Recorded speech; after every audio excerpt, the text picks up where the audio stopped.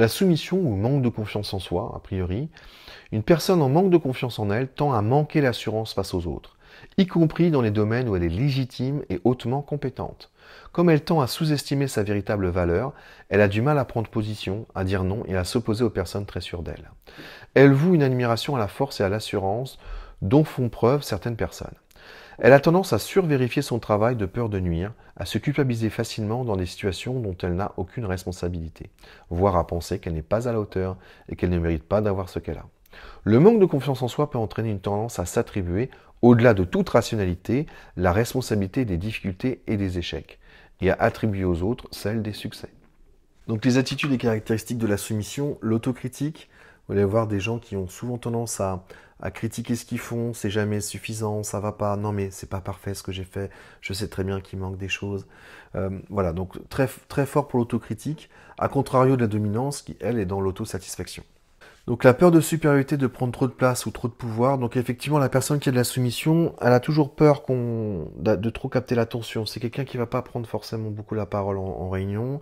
C'est quelqu'un qui va surtout pas vouloir trop de pouvoir, mais qui va avoir peur de prendre trop de place, qui va avoir peur d'être trop mis en avant, qui va toujours être très attentive à ce que les autres aient leur place, mais parfois même trop, même à un niveau tellement important qu'ils sont prêts à s'effacer pour les autres, mais de manière un peu systématique dans plusieurs aspects de leur vie. Donc c'est caractérisé par une culpabilité irrationnelle, une tendance à s'excuser, toujours en train de se dire non mais pardon, excusez-moi, c'est moi, je suis arrivé trop tôt, désolé d'être en retard, alors qu'ils sont là, hein, ils ont eu un retard de 1 ou 2 minutes.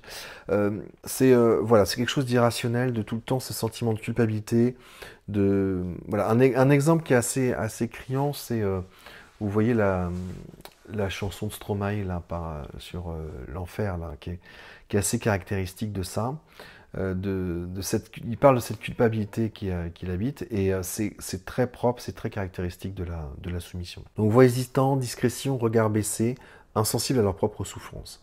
Donc ce qui caractérise l'attitude de quelqu'un qui a de la soumission, c'est vraiment, il prend pas beaucoup de place, il est très discret, il a le regard baissé.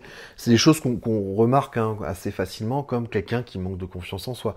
Donc là, je dirais, c'est pas rocket science, hein, c'est même instinctivement, c'est des choses qu'on perçoit assez simplement.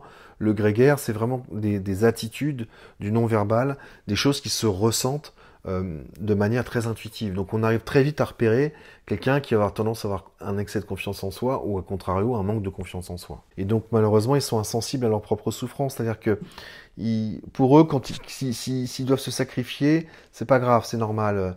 Ils sont quelque part, ils se disent non, mais les autres sont mieux que moi.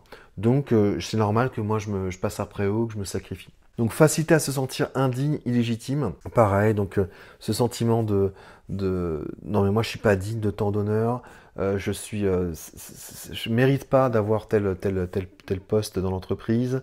Il vaut mieux laisser à d'autres qui seront plus légitimes que moi.